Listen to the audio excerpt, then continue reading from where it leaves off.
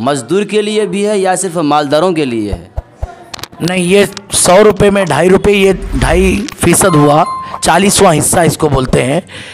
ये जिन पे ऊपर ज़कात फ़र्ज़ है और वो ज़कात का रकम अदा करना चाहे तो अगर उनके पास NB मीडिया यूट्यूब चैनल को ज़रूर सब्सक्राइब करें। दूसरी बात ये है कि देहात में ज़कात के जो मसाइल हैं बारीकी से लोग इसको समझ नहीं पा रहे हैं। कुछ लोग कहते हैं 10वां हिस्सा, 20वां हिस्सा, या जो देहात में कट्ठा चलता है, बहुत सारी बातें हैं, तो कुछ लोग इस पर अभी तक जो है समझ नहीं सके। दूसरी बात यह है कि जिस पर ज़कात फ़र्ज़ है, क्या उस पर है? सबसे पहली बात तो यह है कि ज़कात हर उस शख्स पर फ़र्ज़ है जो आक़िल बालिग़ हो, मुसलमान हो और साहिब निसाब हो। साहिब निसाब यानी जिसके पास 52.5 तोला चांदी या 7.5 तोला सोना या उसकी कीमत का अगर उसके पास इंतज़ाम हो तो उस पर ज़कात फ़र्ज़ है। रही बात ये कि ज़कात को अगर हम तफसीली एतबार से समझना चाहे तो 2 उसके ऊपर शर्त लगते हैं। एक तो हौलान हौल यानी उसके ऊपर साल का गुज़र जाना, ये शर्त है, और वो मालिक निसाब भी होना चाहिए। साथ ही साथ उस शख्स पर ज़कात फ़र्ज़ है जो साहिब निसाब हो।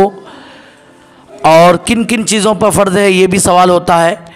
तो जो ज़रूरत के बक़द्र, जो जैसे कि गाड़ी है, अगर वो इस्तेमाल में आने वाली है उस पर ज़कात फ़र्ज़ नहीं, और अगर उसके पास 4-5 गाड़ी है जो कि इस्तेमाल में आने वाली नहीं है या फिर वो किराए में उसको चलाते हैं, उसके ऊपर ज़कात फ़र्ज़ है उन गाड़ियों पर। इसी तरह से ऐसा दुकान जो उनको जिसको वो किराए पर दिए हुए हों या वो ख़ुद चलाते हों, उसकी आमद पर भी ज़कात फ़र्ज़ है। जो रिहायशी घर है उस पर ज़कात फ़र्ज़ नहीं है, लेकिन उसके अलावा जो घर है चाहे वो किराए में दिए हुए हों या ना हो, अगर उससे उसकी आमदनी होती हो तो उसके ऊपर भी ज़कात फ़र्ज़ है। इसमें ज़मीनी पैदावार में उश्र लगता है शरीयत में, जिसकी वजाहत ये है कि अगर आसमान से अल्लाह रब्बुल इज़्ज़त की तरफ से रहमत बरसे और उसके ज़रिए से पैदावार हो तो 10वां हिस्सा अपना गल्ला और अनाज का जो है अदा करना होता है। और हिस्सा क्या जो है 10 किलो पे 1 किलो जी 10 किलो पे 1 किलो, वो 10वां हिस्सा। किसी भी चीज़ का जो 10वां हिस्सा जो बनता है वो कट्ठा या उसका कहीं से भी सबूत नहीं है।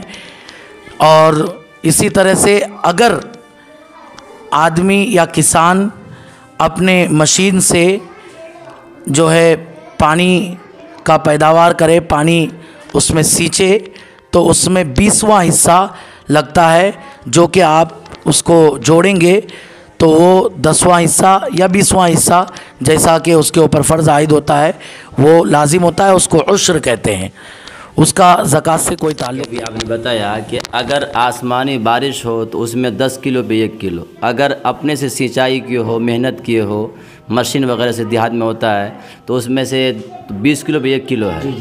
मुफ्ती साहब, कुछ लोग ये पूछते हैं कि जिस पर ज़कात फ़र्ज़ है उस पर जो है हज भी फ़र्ज़ है? जी, जिस पर ज़कात फ़र्ज़ है उस पर हज फ़र्ज़ है, ये कहीं से भी दुरुस्त नहीं है।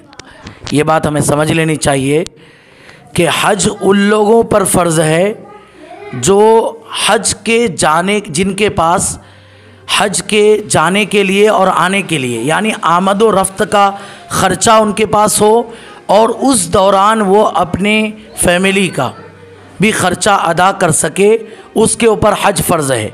बाकी जिनके ऊपर ज़कात फ़र्ज़ है तो ज़कात और हज के मसाइल दोनों अलग अलग हैं।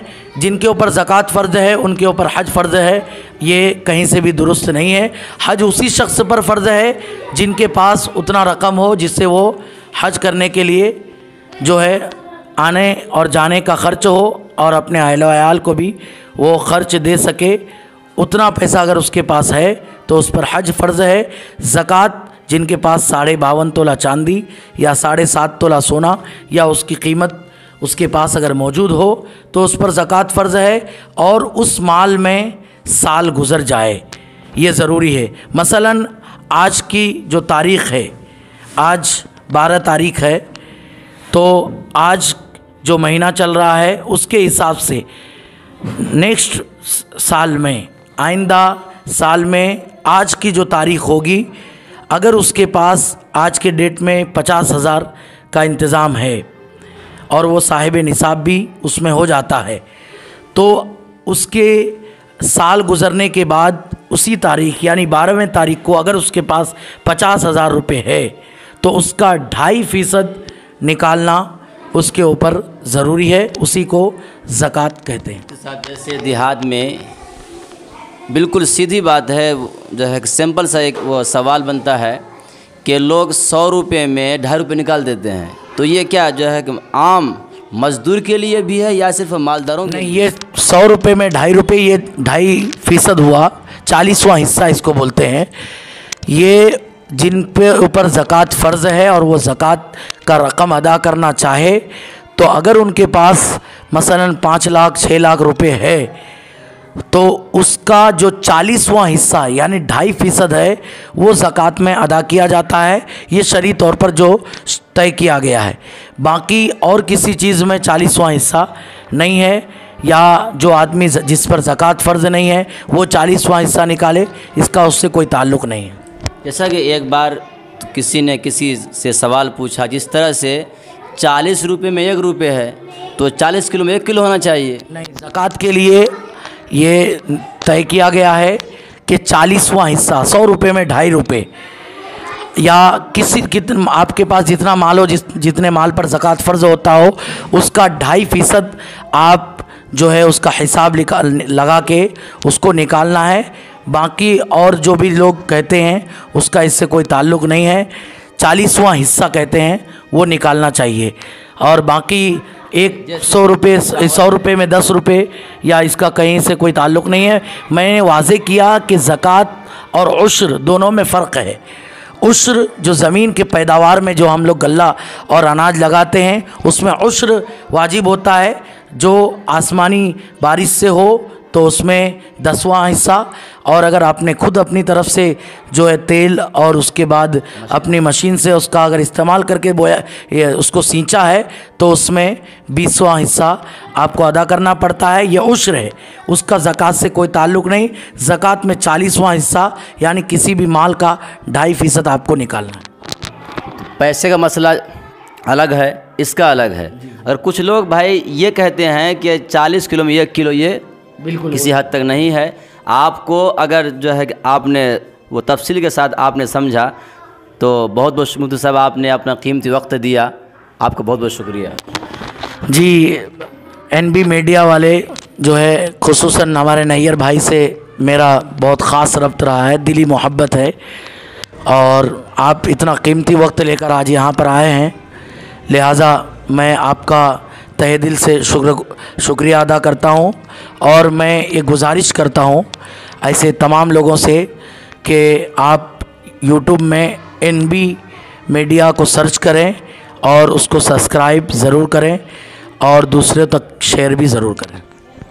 इस तरह के दीनी मालूमात हासिल करने के लिए मैं इंशाअल्लाह जब तक जान में दम है मैं आपको दीनी इसी तरह से और मसाइल में आप तक इंशाअल्लाह पहुँचाऊँगा। अस्सलामु अलैकुम वरहमतुल्लाहि वबरकातुहू। बहुत बहुत शुक्रिया दोस्तों, आपने फुल वॉच पूरा वीडियोस देखा और वीडियोस आपको पसंद आया होगा। पसंद आ जाए तो अपने दोस्तों में ज़रूर शेयर करें और लाइक करें, सब्सक्राइब करें और मेरी हौसला अफजाई फ़रमाएँ। शुक्रिया, जज़ाकल्लाह। अल्लाह तबारक व तआला आपको दोनों जहान में कामयाबी अता फ़रमाए, शाद व आबाद रखे। फिर मिलते हैं नेक्स्ट वीडियोस में और एक अच्छी और शानदार वीडियोस आपके लिए लेकर हाजिर होऊंगा। तो इजाज़त दीजिए, फिर मिलते हैं दूसरी वीडियोस में। अस्सलामु अलैकुम व रहमतुल्लाहि व बरकातुहू।